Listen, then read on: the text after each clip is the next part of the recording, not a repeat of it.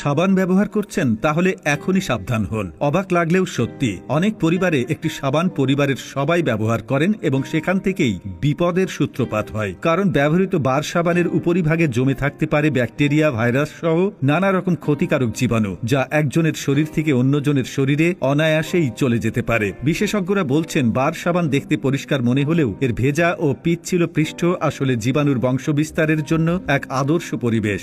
Indian journal of dental রিসার্চের একটি গবেষণায় দেখা গেছে ব্যবহৃত বার সাবানে অন্তত 5 ধরনের ক্ষতিকারক জীবাণু থাকতে পারে। এর মধ্যে রয়েছে ইকোলাই, ছত্রাক এবং এমন কিছু ভাইরাস যা ত্বকের সংক্রমণ বা অন্ত্রের সমস্যা পর্যন্ত তৈরি করতে পারে। অন্যদিকে American journal of infection control তাদের এক জরিপে জানায় প্রায় 62% ব্যবহৃত বার সাবানে রোগ জীবাণু পাওয়া গেছে। এই জীবাণুগুলোর বেশিরভাগই ত্বকের সংক্রমণ, ফুড পয়জনিং বা ডায়রিয়া জাতীয় রোগের জন্য দায়ী। আমরা অনেকেই একসঙ্গে একটি বাথরুম ব্যবহার করি। সকালে বাবা, মা, শিশু কিংবা বয়োজ্যেষ্ঠরা সবাই একই সাবান দিয়ে গোসল করেন, হাত বা মুখ ধুয়ে নেন। কিন্তু পরিবারের একজন সদস্যও যদি সংক্রমণবাহী হন তবে তার ব্যবহারের পরপরই অন্য কেহ সেই একই সাবান ব্যবহার করলে জীবাণু সহজেই ছড়িয়ে পড়ে। শিশু এবং বয়স্কদের ক্ষেত্রে এই ঝুঁকি আরো বেশি, কারণ তাদের রোগ প্রতিরোধ ক্ষমতা তুলনামূলকভাবে কম। অনেক সময় এসব সংক্রমণ সঙ্গে সঙ্গে ধরা পড়ে না, কিন্তু ধীরে ধীরে শরীরের বিভিন্ন অঙ্গ প্রত্যঙ্গে প্রভাব ফেলতে পারে। স্বাস্থ্যবিজ্ঞানীরা বলছেন বার সাবানের পরিবর্তে তরল সাবান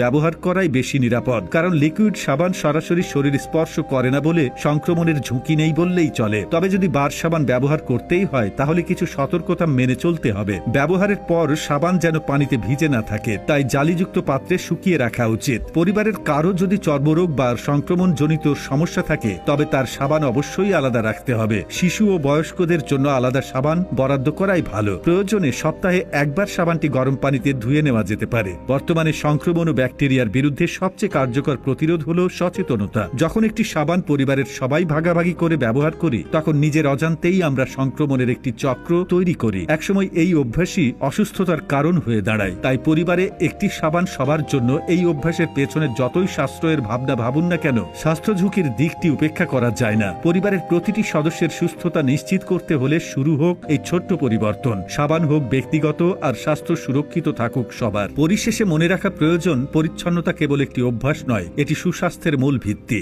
সামান্য কিছু টাকা সাশ্রয় করতে গিয়ে পরিবারের প্রিয়জনদের বড় কোনো স্বাস্থ্য ঝুঁকিতে ফেলা কখনোই বুদ্ধিমানের কাজ নয়। বিশেষ করে বর্তমান সময়ে যখন নতুন নতুন ভাইরাস ও ব্যাকটেরিয়ার সংক্রমণ বিশ্বজুড়ে আতঙ্ক ছড়াচ্ছে, তখন আমাদের ব্যক্তিগত পরিচ্ছন্নতার বিষয়ে আরও কঠোর হওয়া জরুরি। একটি ছোট লিকুইড সোপ বা প্রত্যেকের জন্য আলাদা বার সাবান নিশ্চিত করার মাধ্যমে আমরা খুব সহজেই সংক্রামক ব্যাধির হাত থেকে বেঁচে থাকতে পারি। মনে রাখবেন, প্রতিকারের চেয়ে প্রতিরোধই উত্তম। আপনার ছোট্ট একটি পরিবর্তনই হতে পারে পরিবারের সুস্থ জীবনের নিশ্চয়তা।